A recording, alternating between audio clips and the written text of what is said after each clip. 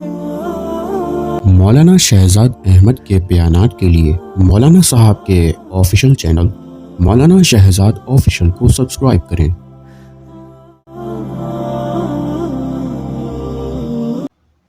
میرے واجب الاحترام قابل عزت تکریم معزز دوستوں، بزرگوں اور نوجوان ساتھیوں، آج کی اس نشست کے اندر آپ کے سامنے قربانی کے متعلق چند ایک باتیں ذکر کروں گا۔ سب سے پہلی بات تو یہ سمجھنا چاہیے کہ قربانی کا ثبوت کس چیز سے ہے، قربانی ثابت کس چیز سے ہے۔ تو قرآن اور اسی طریقے سے احادیث سے یہ بقرہ عید کے دنوں کے اندر اللہ کی راہ کے اندر قربانی کرنا، جانور کا ذبح کرنا، یہ قرآن سے بھی ثابت ہے اور اسی طریقے سے رسول اللہ صلی اللہ علیہ وسلم کے فرمان سے بھی ثابت ہے۔ اور قرآن عظیم میں اللہ تبارک و تعالی نے فرمایا وَاتْلُ عَلَيْهِمْ نَبَأَ ابْنَيْ آدَمَ بِالْحَقِّ إِذْ قَرَّبَا قُرْبَانًا فَتُقُبِّلَ مِنْ أَحَدِهِمَا وَلَمْ يُتَقَبَّلْ مِنَ الْآخَرِ قَالَ لَأَقْتُلَنَّكَ قَالَ إِنَّمَا يَتَقَبَّلُ اللَّهُ مِنَ الْمُتَّقِينَ۔ تو حکیم الامت حضرت مولانا اشرف علی تھانوی رحمہ اللہ اس کے بارے میں فرماتے ہیں کہ قرآن عظیم میں حضرت آدم علیہ السلام کے دو بیٹوں کا قصہ ذکر ہوا ہے، حابیل اور قابیل۔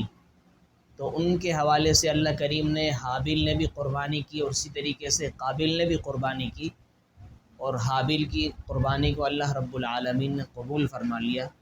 تو اس وقت سے لے کے آج تک اس امت مسلمہ قربانی کے اس فریضے کو انجام دیتی آ رہی ہے۔ تو قرآن عظیم کی اس نص سے بھی یہ قربانی ثابت ہے اور جانور کے حوالے سے۔ اور اسی طریقے سے دوسری طرف ہم دیکھیں قرآن عظیم میں ایک اور جگہ آتا ہے وَلِكُلِّ أُمَّةٍ جَعَلْنَا مَنْسَكًا، کہ اللہ تبارک و تعالی نے فرمایا کہ ہم نے ہر ایک امت کے لیے قربانی متعین کی ہے کہ جس پر وہ اپنے جانوروں کو ذبح کرتے وقت اللہ رب العالمین کا نام لیتا ہے۔ تیسری ایک اور آیت ہے قرآن عظیم میں جو سب سے چھوٹی اور مختصر صورت ہے، سورۃ الکوثر، اس کے اندر اللہ تبارک و تعالی نے فرمایا فَصَلِّ لِرَبِّكَ وَانْحَرْ، کہ نماز پڑھو اور قربانی کرو۔ تو اس سے بھی پتہ چلتا ہے کہ قربانی کرنا قرآن عظیم کی نص سے ثابت ہے۔ اور دوسری طرف اللہ کے رسول صلی اللہ علیہ وسلم کے فرامین کی طرف ہم نظر دوڑائیں، ان کی احادیث کو دیکھیں تو وہاں بھی جا بجا کئی مقامات پر قربانی کے حوالے سے اللہ کے رسول علیہ السلام سے ہمیں حدیثیں مل جائیں گی۔ ایک سنن ابن ماجہ کے اندر روایت ہے کہ حضرت زید بن ارقم رضی اللہ تعالی عنہ روایت کرتے ہیں، فرماتے ہیں کہ قال اصحاب رسول اللہ صلی اللہ علیہ وسلم، کہ اللہ کے رسول کے صحابہ نے اللہ کے رسول سے پوچھا یا رسول اللہ ما هذه الاضاحی، کہ یہ قربانی کیا ہے؟ تو اللہ کے رسول نے ان کو جواب دیا سنت ابیکم ابراہیم علیہ السلام، یہ تمہارے جد امجد حضرت ابراہیم کی سنت ہے۔ پھر اللہ کے رسول کے صحابہ نے اور بڑھ کر سوال کیا فما لنا فیہا یا رسول اللہ، ہمارے لیے اس میں کیا ہے؟ تو اللہ کے رسول علیہ السلام نے فرمایا بکل شعرۃ حسنہ، کہ ہر ایک بال کے بدلے میں نیکی ہے۔ پھر صحابہ نے پوچھا فالصوف فیہا، کہ جو اس بسا اوقات جانور ایسا ہوتا ہے کہ اس کے جسم پر بال نہیں ہوتے بلکہ اون ہوتا ہے، جیسے کہ بھیڑ و دمبا وغیرہ، تو فرمایا کہ اس اون کے ذریعے سے ہمیں کیا ملے گا؟ تو اللہ کے رسول علیہ السلام نے فرمایا بِكُلِّ صُوفٍ مِّنَ الشَّعْرِ حَسَنَةٌ، کہ اسی طریقے سے اگر کوئی اون ہوگا ہر اون کے بدلے میں بھی ایک نیکی ملے گی۔ تو اس روایت سے بھی ہمیں یہی سبق ملتا ہے اور یہ سمجھ میں آتا ہے کہ حقیقت میں اللہ کے رسول علیہ السلام کے فرمان سے بھی قربانی کا ثبوت ملتا ہے، قربانی کا ثابت ہونا ملتا ہے۔ اور ایک اور روایت اللہ کے رسول علیہ السلام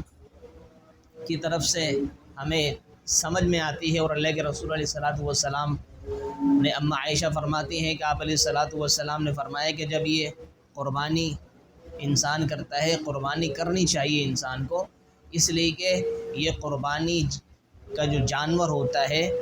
وہ قیامت کے دن اپنے بالوں کے ساتھ، اپنے کھروں کے ساتھ اور اسی طریقے سے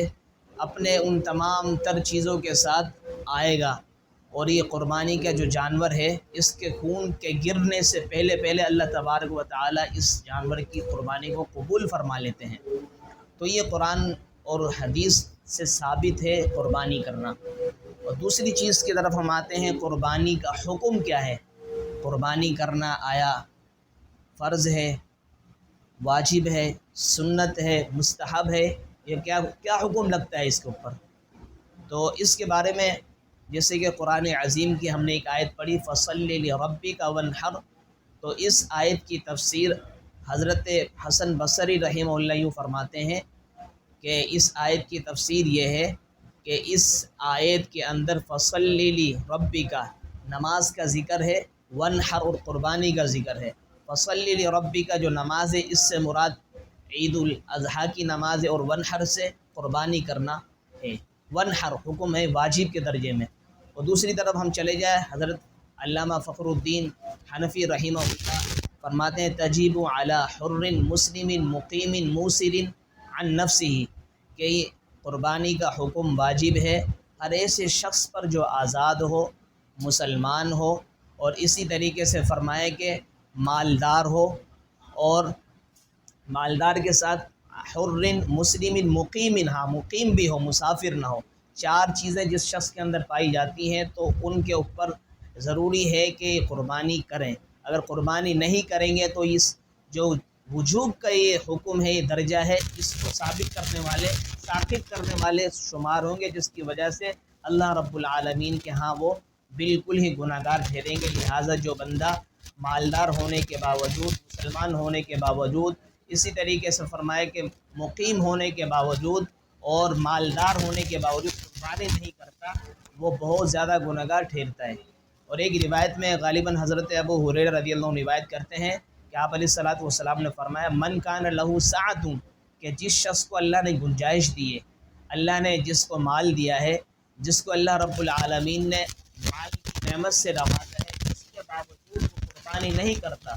من کان لہ سعۃ ولم یضحی فلا یقربن مصلانا، ایسے شخص کو چاہیے کہ وہ ہمارے عیدگاہ کی طرف نہ آئے، یعنی نماز عید الاضحیٰ پڑھنے ہماری عیدگاہ کی طرف نہ آئے، کہ جو شخص عید کے قربانی کے لیے جانور ذبح نہیں کر رہا مالدار ہونے کے باوجود۔ تو اس سے بھی پتہ یہ چلتا ہے کہ مصلی یعنی عیدگاہ میں آنے سے اللہ کے رسول علیہ الصلوۃ والسلام منع فرما رہے ہیں، تو یہ واجب ہی کے اوپر منع کیا جا سکتا ہے، نہ کہ کوئی مستحب عمل کی بنا پر۔ لہٰذا قربانی کا حکم واجب کا ہے، اور اسی طریقے سے اس قرآن و سنت سے یہ قربانی کا ثبوت ملتا ہے۔ کوئی شخص اگر قربانی نہیں کرتا تو قرآن و حدیث کو چھوڑنے والا شمار ہوتا ہے، اور قربانی نہ کرنے والا اس وجوب کو چھوڑنے کی بنا پر اللہ کے ہاں گناہ گار ٹھہرتا ہے۔ لہٰذا قربانی کرنی بھی چاہیے، اور جو مالدار ہے ان کو قربانی کرنے کے لیے آگاہ بھی کرنا چاہیے، آمادہ بھی کرنا چاہیے، ان کو دعوت بھی دینی چاہیے۔ اللہ رب العالمین سے دعا ہے کہ اللہ رب العالمین ہمیں ان باتوں پر عمل کرنے کی توفیق عطا فرمائے۔ وما علینا الا البلاغ۔ من الضياء بقايا جفت وغاضت ولكن ما زلت أزجي رجاء